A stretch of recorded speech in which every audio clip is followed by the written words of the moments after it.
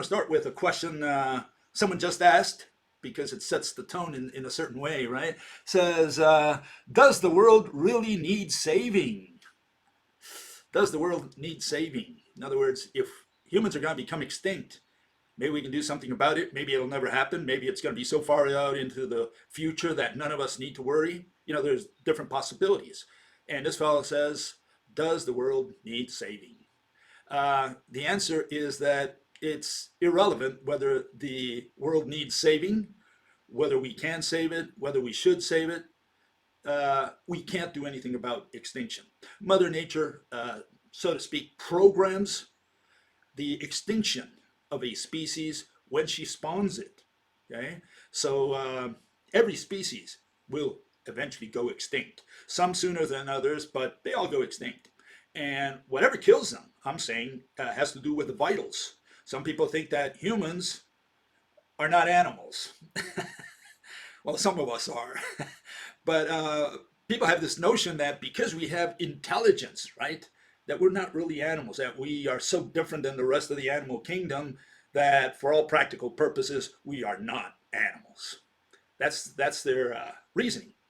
And I'm saying that we got to revise that very carefully. We are animals. And what proves it, what defines us as animals, what puts us in that category are what I call the vitals. Okay, we breathe, we eat, we drink, we sleep, we have sex. Maybe not all animals have sex. I think they all do in one way or another. Even plants have sex. We are living entities, and as living entities, we kind of categorize the living entities. We're not rocks or minerals. We're not plants. We're not trees or flowers. We belong in the animal kingdom. There is no other kingdom other than those. so maybe anaerobic systems, whatever, but we are living entities, and within that we fit within the animal kingdoms. More specifically, they put us within the mammal kingdom, okay, or order or whatever. So we are animals, we are mammals, okay? And what puts us there are the vitals. And what I'm saying is Mother Nature produces extinction through the vitals. She attacks one of those, or she programs one of those to get rid of us. Not only us, but any species for that matter. So yeah, that's where we have to set our eyes on. And people, paleontologists and so on, geneticists, they came up with all these theories for extinction of animals in the past involving volcanoes, involving asteroids, comets, supernovas, big catastrophic events. That's all they could think about. And no, I'm saying it all happens through the vitals. And we can't do anything about the vitals. We must eat, we must drink. I don't know if we have to have sex, if we might have to sleep. I think we do. I don't think you can live without sleeping. Okay, but that's debatable under some people might debate that. I think what's beyond debate is you need to eat and drink. Those are the most fundamental behaviors, habits that absolutely all living entities have. Plants have them, animals have them. We all have those two vital. We all need those two vital. We need to eat and drink. And so I'm saying those are the two that Mother Nature uses to get rid of us. Something happens to our eating, something happens to our drinking. Air, we can take for granted. I mean, nobody has bottled air yet, so I don't think it's going to come through the air. Okay, it's not through the airwaves. Okay, so let's get on with the first issue that someone raised. Okay, it's related to extinction again, and so this person asked the following. He says, how can a concept, money, cause an object to go extinct? People produce things all the time for no money. We only use the concept of money to make trade more efficient. Okay? Hate on money all you want. No, I'm not hating money. I love money just as much as anyone else. I need it. Guy says, do we need extinction? I don't know about extinction, but we need to do something about money. Its ending will not cause the extinction of man. The sun will. That means that they say that the sun is going to last another 5 billion years. It's been around for 5 billion. It's going to last another 5 billion. They say it's at its halfway mark. So you're saying we're going to live another 5 billion years as a species on this planet. We lived only, maybe 200, 300,000 years, and now we're going to live 5 billion more years, or 5 billion years total. That's kind of weird to think that we're going to live that long. I mean, for all practical purposes, that's an eternity. And we're going to be on this little planet which we can't get out of. We cannot go out of the solar system. We cannot conquer, colonize another star system. The nearest star system, for example, Alpha Centauri. Centauri has 3 stars, Alpha, Beta, and Proxima. Proxima is the nearest star. They say that Beta Centauri is the most similar to the Sun. So let's assume Beta is the proper candidate. Maybe it's got some Earth-like planet orbiting around it. Are we ever going to go to Beta? And I'm saying no, we have no chance whatsoever of traveling to the nearest star. Alive. Okay, I'll clarify that. Alive, okay? We're not going to make it there alive, even if we do this intergenerational traveling on a torus, a spinning torus. Anyway, you twist and turn it, we're never going to make it to the nearest star, okay? And of course, you would have to use some magical stuff like general relativity, you know, going through the 4th dimension and that kind of thing, to say that how to get there, you know, in a jiffy. Okay, we make it through the time dimension. It's got to be some weird thing like that. You can't do it normally. You can't do it with humans, you know, getting on a ship and going out there. No way, no how. So we're never going to go out of the solar system. I doubt we'll ever get even to Mars. We might make it to Mars. There's a chance there. But for what? For colonization? Are we going to evacuate all the prisons and move all the prisoners out there and say, look, this is our outpost, the outpost prison. You guys are going to live in Mars from now on. No, we're never going to colonize Mars. If anything, we visit. It could be, it could happen. It might. But we're not going to settle. Okay? We're going to die here on Earth. And so are we going to live for 5 billion years here on this little planet with population decreasing as population birth rate, decreasing to a point where even in this century we're going to reach 0 population growth. We're not going to expand globally in our population. And we're going to be doing this, we're going to stay like that for 5 billion years. You know, it's kind of weird that you would think that way. So what do I answer? Well, he says, how can a concept, money, cause an object to go extinct? Well, what causes you to go extinct is food, not the concept. We're talking about real stuff. The stuff you put in your mouth goes through your stomach and out the other end. And we're talking about that kind of stuff. So it's stuff that's going to kill us, because if you don't have that, if you don't have something to eat or drink for that matter, not to mention air, but we're going to discount air. If you can't eat or drink, you are going to die. And if the whole population on Earth, all 8 billion of us, can't eat or drink for whatever reason, okay, we die because something physical did not enter our bodies. Turns out that we produce it with money, which is a concept. So our mere existence, our survival, whatever you want to call it, our extinction, all depends on food, which is standing on a concept, which is built or constructed upon a concept. Makes you kind of wonder about that, you know?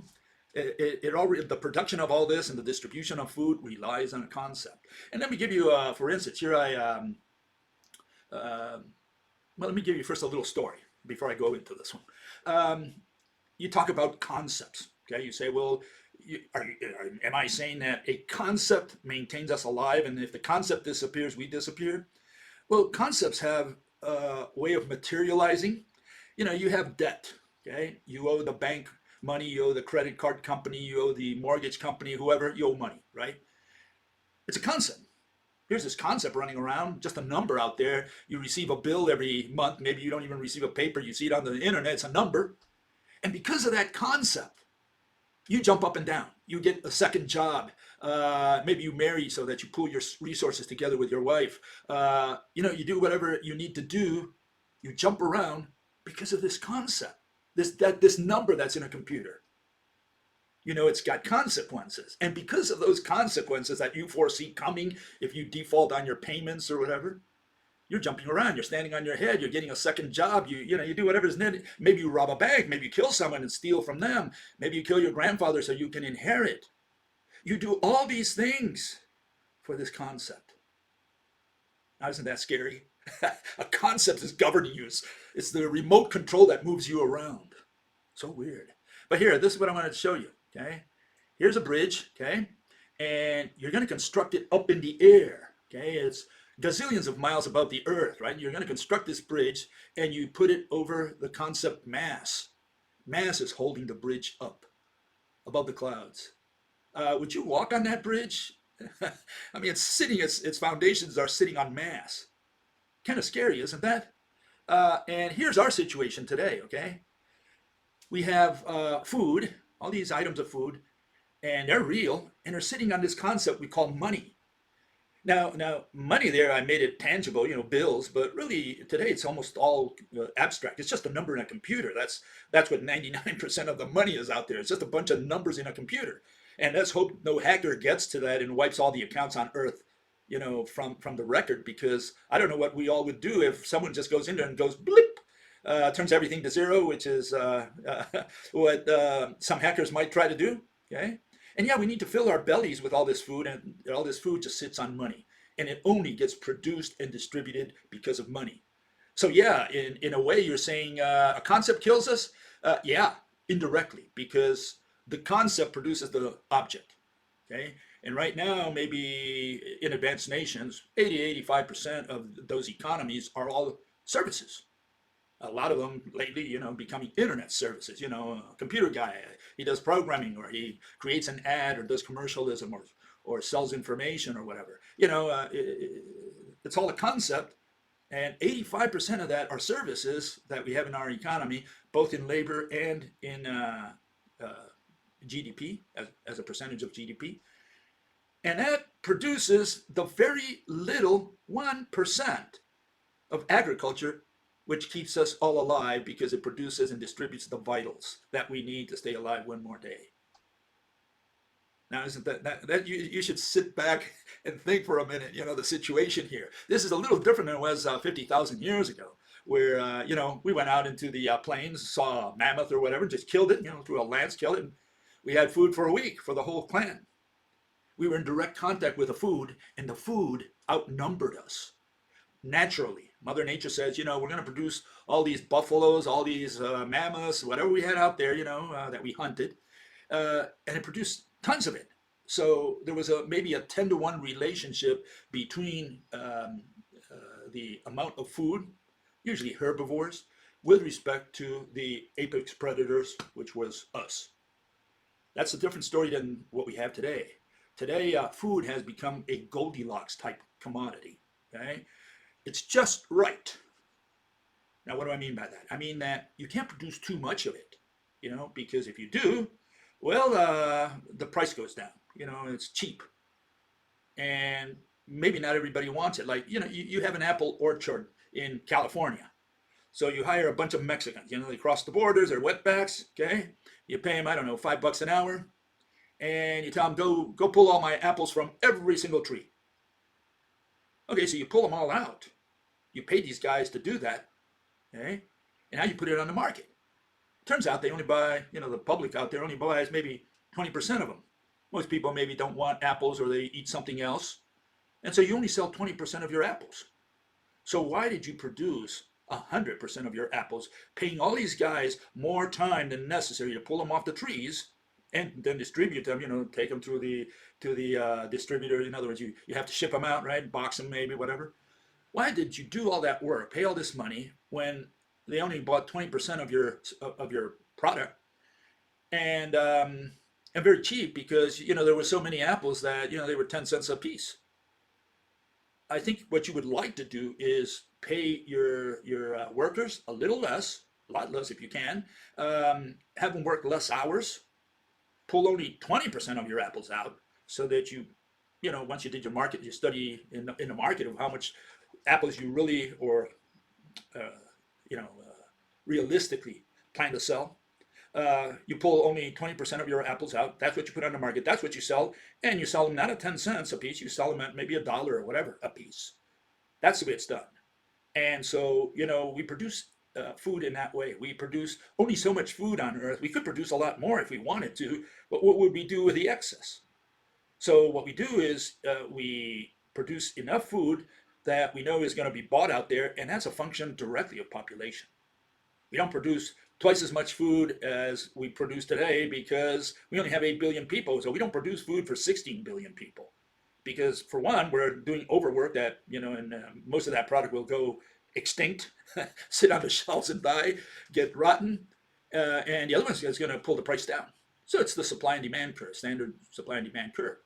And so, yeah, Goldilocks food is a Goldilocks type of commodity. You produce just enough of what you need to feed the populations, and it's a peg to the population. Okay, so we're not going to produce more than necessary. And incidentally, let me just put this up here: the difference between rich and a wealthy. Okay, you have a rich person and you have a wealthy person. If you look up these two words, they're synonyms. Well, you know, for many years I proposed a difference between these two words. Okay, and so here it is.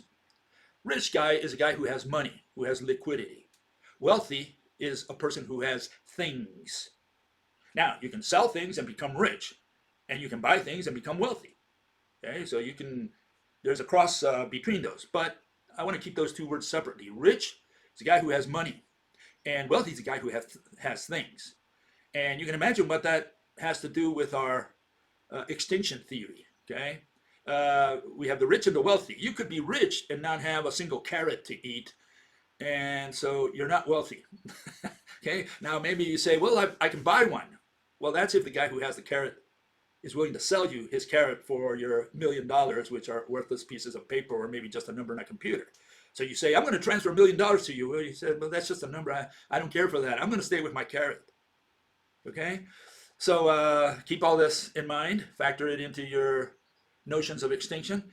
And here's the bottom line. Okay? This is the future. The haves versus the have-nots. Okay? This is what it is. The haves are going to be the people who have food. And the have-nots will be people who don't have food, and they're known as the dead. Okay, so that's my take on that. Take it as far as you want. Okay, but that's the way I look at it. Okay, another issue along the same lines. Okay, fellow asked last time. Let me get this thing up here. Hold it. Give me a second. Okay, he said, I don't follow the causal chain of your theory of man's extinction. How does decreasing genetic diversity and population lead man through his own policies to destroy his economy? Okay, and that's the bottom line. That is the question. Okay, it is. So that's the question we try to answer here. Okay, so how do you look at this? Okay, let me show you an outline of the mechanism. Now, there's two mechanisms, and they should not be confused. Okay, the first mechanism is what I call the mechanism of a background extinction. Background extinction is when one species all by itself disappears, okay, goes extinct. The other one is the mass extinction, and that's when many species, maybe a whole order, okay, what I call an entire food chain, that disappears. And the mechanisms behind each one of these is different. Okay, so that's the first thing I want to mention, just overall. Then the other thing you need to know is that the mass extinction is founded upon the mechanism of the background extinction, which is what this gentleman put here. Okay, he says, look, we have this production, this population issue. How does that relate to the mass extinction? How do we tie them together? Okay, so that's where we're headed here. Okay, here's the mechanism. Okay, and again, this is just an outline, just so you can see the train of thought. Okay. On the left, we have the background extinction, and these involve biological factors, typically what I call the vitals. Okay, and here we have the first one. We're going to have, in the case of man, okay, I'm applying this to man, but this applies really to any species. It happens when many individuals of a given species develop in a given region. In our human society, we call it cities, population explosion, metropolitan area, etc. Everybody moves there. We call that the transition. It's a process where people move from the country to the city. Okay, and this was a predictable, unavoidable transition or phenomenon. There was no way we could have avoided eventually moving to the cities. As intelligent as we are, as smart as we are, as we can foresee the future, we could not have avoided this, moving to the cities. And this triggered what we call density-dependent birth rates. When we move to the cities, we stop having children. Okay? We stop having children for social, cultural, economic, several reasons. Okay, and I'm not going to go into detail here. I'm just saying that we get into density-dependent birth rates. That means that we stop having children at the same rate that we had in the country. And the total population, and I'm talking about global population here, starts approaching, grows asymptotically. Okay, it approaches a plateau. Okay, so population grows asymptotically, and what we have superposed upon that, we have thousands of years of inbreeding. We have been having sex and children with each other, and we've been doing that for maybe 200, 300,000 years, more or less. So because of doing that, we have lost our genetic diversity. We have little genetic diversity in the human race.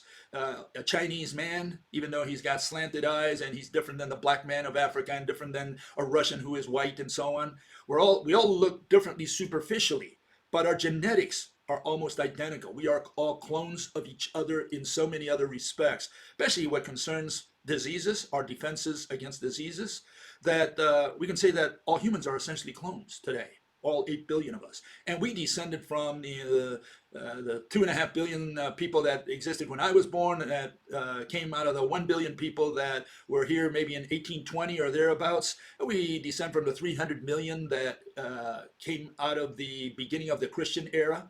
Okay, and so on and so forth. We all come from a small group of people, and in fact, it's a percentage of those people because not all couples had children.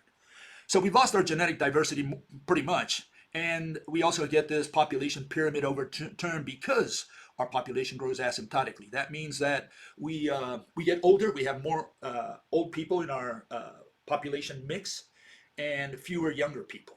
Okay, and so that's also part of the process. These are the factors that cause a background extinction, and a lot of this has to do with the fact that a species goes through this process of founder's effect followed by population crashes. Where a disease, war, whatever comes in our way kills many of us, and those who survive, they produce the next generation of humans. And what we're doing essentially is whittling out our diversity, our genetic diversity. Okay, that's the process for a background extinction in a nutshell. That's the outline. When we move to the right there, we see the mass extinction, and this has to do with economic factors. Now, what happens here? We have decreasing demand because we have fewer, what's happening on the left? We have fewer people. In other words, we're producing fewer people, meaning we're producing little demand or less demand for the future. We're going to have proportionally fewer grandchildren than our great-grandfathers had. Okay, so that's the first issue. And what is population? Population is demand, and demand is population. Okay, so corporations expect more sales next year. They hope to have more profits. What is more profits? What is more sales? It's demand. What is demand? Population. Okay, so but on top of that, we throw efficiency. We're so smart that we're killing ourselves. We're creating all these machines, and we're doing innovation in the workforce where we introduce better ways of doing things, faster ways, and so we get rid of people that we don't need. We make our businesses more cost effective. Okay, and this drives the proletarians to live on subsistence wages. And on top of that, you can put that what's there on the next to the last line, which is unemployment and welfare. You got to keep these people alive still somehow. So those that work maintain those that don't work, and that's called welfare. So we introduce welfare measures or reduce the salaries of the proletarians so that they're barely at the minimum wage or slightly above. Okay, and on top of that, we have the fact that we lose real value of the money. I put the dollar sign there, but I mean money. Okay, we have the government, devaluation because of debt, and so they create money, and that devalues the money as well. Okay, we have the bankers' casino, derivatives. They play around with your money. Okay, so you give them money and say, please bet on number 5 at the roulette. Oh, okay, and that's what the bankers do. They invested in derivatives. What are derivatives? Well, a bunch of concepts, just a market out there where people just believe that things are going to get more expensive in the future, or going to cost more, and so they invest in these things. Okay, we have service economy, manufacturing, and agriculture. What happens? The service economy has trumped manufacturing and agriculture. It's squeezing it out of GDP and out of labor. We're all becoming service providers. Okay, so that's also happening there. And then when I covered unemployment and welfare, again, I say that services is unemployment. It's masked unemployment. You are unemployed if you're in the service economy, and that's 85% of some of these advanced nations' economies. And then, yeah, we don't have real global growth. Okay, so that's in a nutshell what I'm saying is the process that leads from population to the mass extinction. Okay, now in the case of the animals, in the case of the animals in the past, the extinctions in the past, how did that happen? Did they do it with money? Was there money involved? Was there a transaction, trade? No, we're one of the few animals in the world that trades. Okay, we don't do trading. Animals don't do trading. We do. We're a special type of animal. That's the way we produce our goods and produce 8 billion people thanks that we can, to the fact that we can support them. We can support them. Why? Because we can produce all this thanks to money. That's our system. Okay. Lion doesn't use that system. Lion uses his legs. That's his system. And his mouth. Okay. That's his system. He can live with that. We can't live with that. We don't hunt with our mouths anymore. We don't do it with our feet. We're slow animals. We don't have big teeth. No, we do it a different way. We do it the monkey way. We corral animals and kill them at our leisure, and we corral plants, grow them at our leisure, and then kill them as well. Remember, plants are living entities. So for those vegetarians and vegans and whatever, yeah, you're killing plants. You're murdering them. You're ripping the skin of a banana. Little banana says, "Oh, please don't kill me, dear sir." And you say, "I'm going to rip your skin. I'm going to skin you alive." And skins the banana and goes, "Ah!" Goes the banana. Yeah, you're killing something that's living, no matter how you look at it. Okay, so we all kill things. You must kill to live. That's how Mother Nature planned it. Okay, God or Father Universe, whoever. Okay. Okay, so what's the deal with population? Well, this is the relationship maybe with our artificial economy, as I called it, okay, and population. They more or less go together, okay?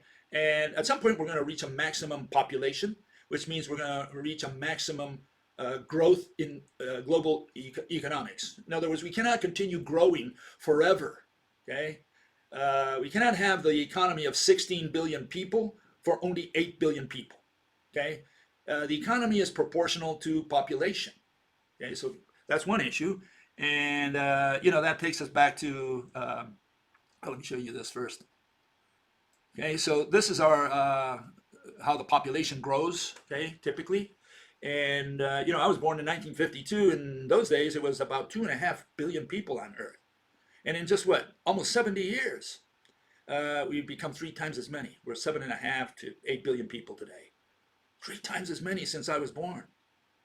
And I like to put my pyramids upside down because, I like to show them towards the future, and the future is always up. Time has a direction. It goes up in general relativity and quantum mechanics, always up. Okay, so there it is. And we're going to reach maybe 9 billion people. Maybe we'll never make it that far. I don't think we will. And what happens when, we reach that plateau? Well, our economics is going to stop. The companies are not going to be selling more and more and more as they expect. They can't make projections for the next, 5-year plans. No such thing, because suddenly population has come to a stop. And so what happens now? Well, our economics, our global growth comes to a stop. We cannot have an economy of 16 billion people, whatever that number is, globally, GDP, whatever, for only 8 billion people, or 9 billion, whatever. Okay, so these are things you got to factor, okay? The macroeconomics is important in this case for those who believe in free will. Free willy, as I call them. There is no such thing as free will. You're a human that belongs in us humans, we're social animals, and you belong to a society, and that society has a certain economics. And yeah, you can do your little thing here and there as long as the global picture stays okay and progresses and moves upwards. But if the global system comes to a stop because we've reached maximum population, meaning we reach maximum economic growth, then the free willy cannot do his little thing out there because suddenly something from the outside is imposed upon him. More or less like I explained a minute ago, where, you are governed by a concept. You have a debt and you jump through your butt to try to pay it, and you say, but it's just just a number. Why are you so worried? Why are you working overtime? Why are you robbing the bank and killing your grandfather to inherit money? You're doing all this for a concept? You're killing, you're murdering, you're stealing, you're working overtime, you're doing all these things for a concept? Yeah, these concepts have an effect over you because that's how our economic system works for humans. Okay, it doesn't work like that for lions. It doesn't work like that for others, but it does work for us like that. Okay, so yeah, concepts just move us around with their little pinkies. With the little pinkies. It moves us around everywhere. Here's another issue the guy asked, another fellow asked. And it's, there is no doubt that the corrupt governments are diverting their lockdown disaster with building justification for war with China and Russia. Will there be war between the United States and the other 2 superpowers? We got to wait and see, don't we? We don't know what's going to happen. But it could happen. And why would it happen? Would it happen because people like to go to war, the soldiers like to kill themselves or kill someone on the other side?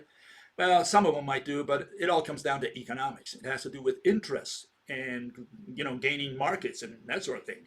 So war is a function of economics. In fact, a lot of people start wars, even through false flags, countries do. Why? Because it's profitable. It's got to do all with economics. Wars have always been for economic reasons, ultimately. There could have been religious factors poured in there, maybe racial factors. You can put anything you want in there. Countries, different countries, different people, different languages, social reasons. Ultimately, it was all for influence over economics. It was conquering markets. You stood in the way of the progress of one economy, and they said, we won't let you do that. We're going to send our army over. That's how it worked. Yes, it is true. We will probably see war in the next 6 years, okay? It will not be just nukes, okay? It will be with bioweapons, okay? So we have nukes and bioweapons, both. He says humanity will not go extinct. Did he say that? He's saying we're going to be throwing the nukes at each other. We're not going to stop there. We're going to use everything at our disposal, okay? So we're going to throw the bioweapons because we're not going to let the other side win. We have probably enough weapons on Earth to destroy each other. But the guy says, even if we go to war and throw all these things at each other, humanity will not go extinct. For sure, we're going to disrupt all commerce, trade. Does every country have enough internal distribution system to be able to feed its population? Like overnight, like if war starts tomorrow, does every country have enough food internally to support its population? Will all these companies that produce and distribute food and other objects to exchange for food, right, ultimately, will they be able to maintain themselves without a world market today? See, World War II, even World War I, none of those were really on a global basis. We were not that interrelated globally. Today, international markets, international commerce, is way more developed than it was in World War I or World War II. The next war is going to be a little different. Not only will we have nukes and bioweapons because nobody will want to lose, they're just going to throw the whole works at everybody else, but it's going to disrupt everything. It's going to disrupt all kinds of markets, internal and external both. No, if we have a third world war, it's like, I think it was Einstein who says, I don't know how the third world war will be fought, but the fourth one will be fought with sticks and stones. or maybe it was Khrushchev who said, I can't remember. Someone in the 50s said that. Okay, only your corrupt governments, as they have in the past, following a cycle that seems to follow the sun like a flower. Yeah. I'm saying that if war comes, it's going to be a little different this time around, okay? Okay, another fellow, I think it's the same fellow, says, you said that the degeneration will be the end of us. No, but let's continue. I disagree and point to Pottinger's cats as an example. Covered that the other day. Review that quickly. Pottinger showed a nutrient-deficient diet led to disease that compounded from generation to generation in cats. Okay, a disease. Okay, he reversed these diseases in cats with nutrient-dense foods like whole raw milk. Well, that's like saying I have a disease and I had a headache. I took an aspirin and my headache went away. That's not a genetic issue. You haven't shown that. And again, proof is in the eye of the beholder. Some people criticize Pottinger saying that his was unscientific, and you can look that up into Wikipedia. There's a couple articles on that, and even Pottinger accepted to a certain extent that, well, maybe he went a little overboard on his conclusions. So, okay, yeah, whatever. But I'm looking at that last statement. Any degeneration can be reversed. And I'm saying, I don't think so. Okay, and here's an example. I'm just going to give you a couple examples. Degeneration will not be the end of us, first of all. Okay, I'm saying that economics will be the end of us, in our case, in the case of humans.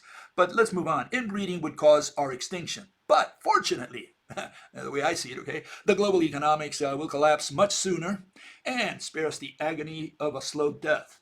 See, background extinction is very slow. It takes several decades, hundreds of years, maybe thousands of years, and gradually a species disappears because their population pyramid overturns, their genetics get wiped out, etc. So that takes a long time. Economics, that's almost immediate. And it's especially in the case of man. We've taken ourselves so much to the limit that we depend so much on money now to produce and distribute food that the day that money disappears, that the global economy collapses, meaning money will be no more, meaning we will not accept money from someone else in exchange for the only thing of value, which will be food. That's when the economy collapses. And that's going to be very quick. It's not going to give you time to react. It's going to be in a matter of days, maybe weeks. That's it. And then genetic problems cannot be reversed, right? Let's find out. Can Downs be reversed? Down syndrome or any of those mental illnesses? Can homosexuality be reversed? Well, some people believe that it can, and it's a social issue that the guy was educated to be like that. Maybe he was mommy's little boy or whatever. I have a different opinion. I think that homosexuality is a genetic problem. The person is born that way. Can't do anything about it. That's my take on that. That's the assumption I work with. Okay. Do we have any cure for muscular dystrophy or any of these genetically caused physical problems? So we have the mental and the physical. The mental is ultimately a physical one because it's how the brain is structured. So it also can be called a physical problem. Okay. It's the organ we have in the head known as the brain, and whoever suffers from some kind of mental problem ultimately has a physical problem as well. Can we reverse these if they are genetically caused? In other words, if you're born that way. And my answer is no. You cannot reverse that. I don't care what you bombard the guy with. Okay, and then you have deleterious mutations. They decrease fitness of an organism. Okay, so you're not prepared to handle certain diseases. Hold it. Yeah, this one wrong. In fact, I knew a girl, Miriam, her name was, and she lacked a chromosome. She had 22 chromosomes only. Terrible stuff. And she inherited it from her father, who had the same problem. And he didn't find out until he was later on, later in life. She didn't find out until, I think, in her teens when her father had the problem. And she missed this chromosome. And because of that, all her muscles were going dead. And she got to a point where she wasn't able to lift her arms. Terrible disease. And it's genetic. Now, think about it. She's got all these muscles in her body. The muscles are built with cells. Cells are built with gazillions of muscles are built with gazillions of cells. Gazillions of cells. Each one is built with gazillions of molecules, DNA, RNA, etc. Something's wrong in her chromosomes. Are they going to remove a little piece out of there or put another chromosome in each one of her molecules, in each one of her cells to get her to be normal again? Is that possible? Well, I don't know. Maybe in the future, after we're all dead. I don't think that's possible. It's got to be a very sophisticated machine. You put her in there, and it goes, boom, boom, just bombards her. Machine guns her with all these chromosomes in the right place. I don't think so. Okay. Anyways, I think you cannot reverse anything that's genetically has a genetic origin. Okay. Next issue. Moving on here. Oh, get in here. Okay. Laugh out loud. I wasn't totally serious with the dino gravity hypothesis. I first heard of it from creationists, I think, or electric universe types. Okay, but I've always liked the idea. Well, you either like it or you don't. Okay, it's a black or white issue. If you like it, well, defend it. If you don't, you don't. Okay. The sheer size of many dinosaurs does seem almost paranormal to us now, and I like the idea of gravity fluctuating. I thought Bill might appreciate it for at least being original. I had heard already of the gravity theory as well, and you have another one like egg predation, and those get onto Wikipedia. Someone publishes something, maybe saying, "Oh, I'm the first one to come up with this." It's a nonsense theory, but they're the first one to publish, and they get it. Someone mentions it on the Wikipedia, maybe on the extinction list, so or maybe in some blogs out there or whatever, and people say, "Well, there's all these theories." No, those aren't theories. Those are people who just want to get their names on the books and say, I'm the first one who came up with the gravity theory or with the egg predation theory. That's nonsense. Those people don't have half a brain. Okay? And so, yeah, you got to answer why the mosasaurs. They were in the water. They're not affected by gravity, not nearly as much as we are. Birds up there, you had the pterosaurs, flying reptiles. They died. The birds did not. Many birds did not. So you got to explain that. You got to explain why some reptiles died, or especially the ones in the water, which are not affected by gravity nearly as much as the ones on land. So it's not a theory that you can apply across the board. And if you cannot, it's an invalid theory. It's just people who want to get their names in the books. That's it. There's not much more to say about that than that. And again, if you're going to vouch for a theory, even half-assed, no problem. But then go all the way, either defend it or say, no, it's nonsense, and reject, never mention it again. Hopefully you go to the Wikipedia and take it out of there. Take all these theories that cannot be right, cannot have no chance whatsoever, pull them out of the books. Pull the guy's name out of there. Why say, oh, Joe Blow's the first one who came up with the gravity theory. Jane Doe was the first one who came up with the egg predation theory. What is that? Nonsense. Okay, just want to make sure people understand that we encourage people to do Extinction 101 before they do Extinction 102. Extinction 101 is animals in the past, actual extinctions that happen.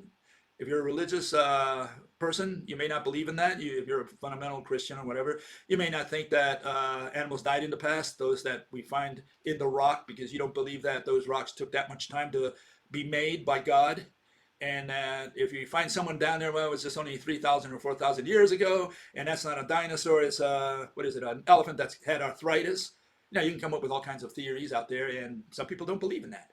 But for those who are a little more rational, and they acknowledge that we find bones dated to 65 million years ago in the case of the dinosaurs, and that, yes, it took that long a time for those mountains to build, or for the material to pile up on top and go through all this earth activity. Okay, yeah, if you understand that, then you got to explain those bones. You got to explain how those bones disappeared.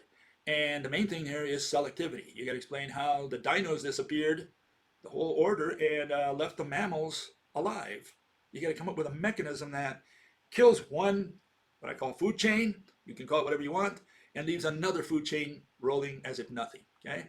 Once you've explained the mass extinction, not only of the dinosaurs, but of all of them, Triassic archosaurs, the Permian mammal-like reptiles, especially at the end, 252 million years ago, there were like 2 extinctions during the Permian. And then, or backward, if you go even further back, like the Carboniferous, you got to explain all those extinctions, all those mass extinctions. You got to apply the cookie cutter. Something happened that happened to all of them, and it's the same thing. If you have a different theory for each one, well, that's already somewhat of a problem. But as long as your theory can explain within a given extinction, within the Carboniferous or within the Permian era, right? If you can explain within that epoch how the animals on land, air, and sea disappeared more or less at the same time, okay, then you got a good clue on extinction, on mass extinction, on the mechanism of mass extinction. And so that's the next question here that I give as homework.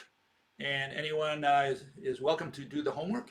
And the homework is like this. It says, why did the fauna in the seas disappear at the same time, more or less, maybe 1,000, plus or minus 1,000 years, whatever, it doesn't matter, geologically, suddenly, geologically at the same time, as the animals on land?